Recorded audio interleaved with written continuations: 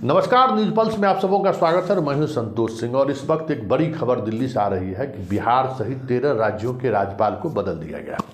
हालांकि देखिए, राज्यपाल का पद भी राजनीतिक पद है और एक राजनीतिक उद्देश्य से ही इस तरीके की नियुक्ति होती है।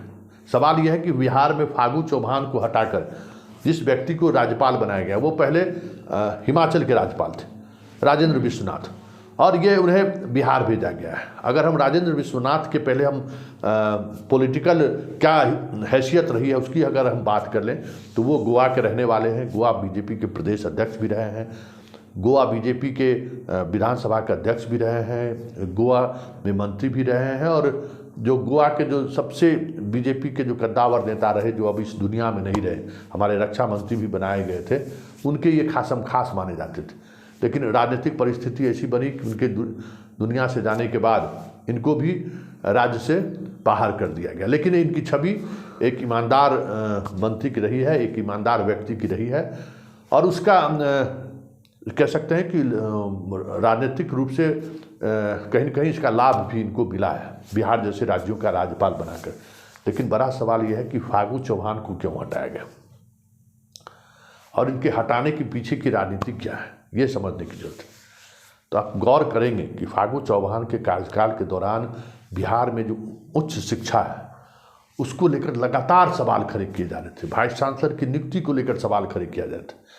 यूपी के ऐसे भ्रष्ट से भ्रष्ट व्यक्ति को ये राज्यपाल बना रहे थे जो बिहार में आकर भी लूट मचाए हुए थे। सेशन सही नहीं हो रहा था, इसको लेकर नीतीश लगातार सवाल खड़े कर रहे थे। शिक्षा मंत्री द्वारा सवाल खड़ा किया जा रहा था।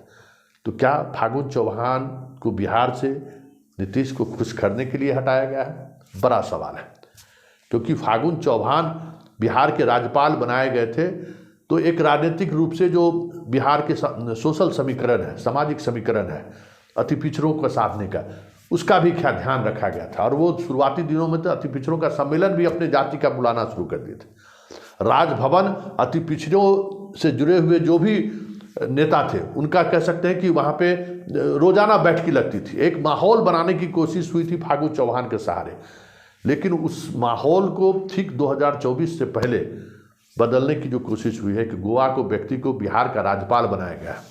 संदेश क्या है? क्या ये बदलाव नीतीश और मोदी के बीच कुछ चल तो नहीं रहा है?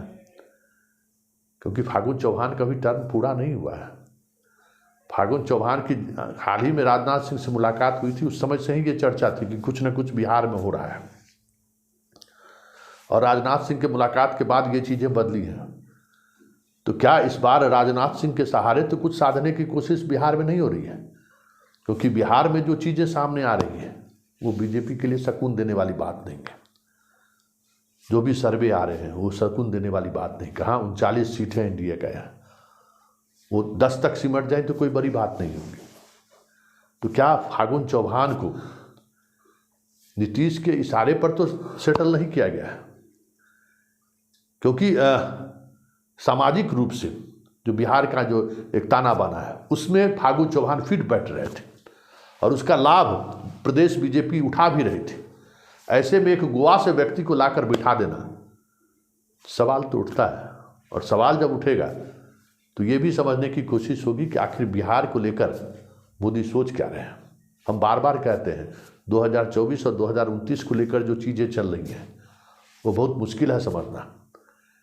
तो ये राज्यपाल का बदलाव स्वाभाविक प्रक्रिया नहीं है। ये बदलाव कहीं न कहीं संकेत है कि आने वाले समय में बिहार में बहुत कुछ भी बदलने को है, और उस बदलाव का असर बिहार की राजनीति पर पड़ेगा ये भी तय लगता है।